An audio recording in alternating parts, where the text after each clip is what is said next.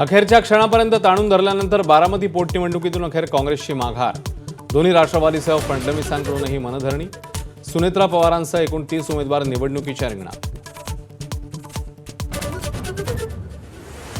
राहुरीची पोटनिवडणूक बिनविरोध करण्याचे भाजपचे प्रयत्न फोल. 7 उमेदवार मैदानात. महायुतीकडनं अक्षय कर्डिले आणि शरद पवारांचे राष्ट्रवादीचे गोविंद मोकाटे रिंगणात.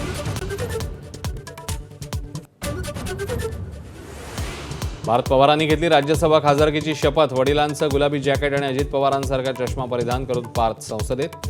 सुनेत्रा पवारांसह राष्ट्रवादीच्या दिग्गजांची हजेरी.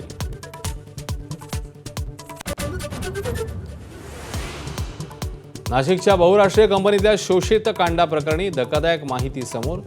धर्मांतराचं जिहादी रॅकेट सक्रिय असल्याचं उघड. कंपनीची HR ताब्यात. कठोर कारवाईचे मुख्यमंत्र्यांचे आदेश.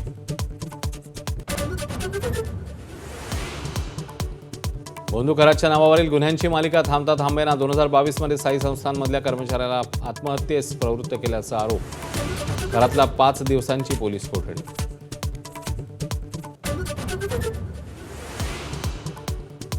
युद्धविरामानंतर उद्यापासून इस्लामाबादेत इराण अमेरिका चर्चेची फेरी.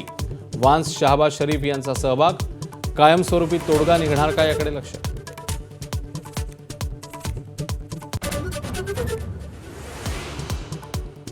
आसामच्या निवडणुकीत 85% तर केरळमध्ये 77% मतदानाची नोंद. पुदुचेरीमध्ये 89% मतदारांनी बजावला हक्क.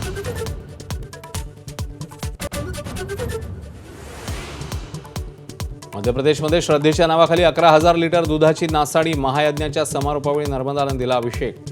शिवमहापुराण आयोजकांच्या कृत्यामुळे चहूबाजूंनी टीकेचे आसूड. वानखेडे स्टेडियमच्या स्टँडला रवी शास्त्रींचं नाव तर एकनाथ सोलकर, दिलीप सरदेसाई आणि डायना एडेलजींच्या सन्मानार्थ प्रवेशद्वाराचं नामकरण. दिग्गजांच्या उपस्थितीमध्ये सोहळा.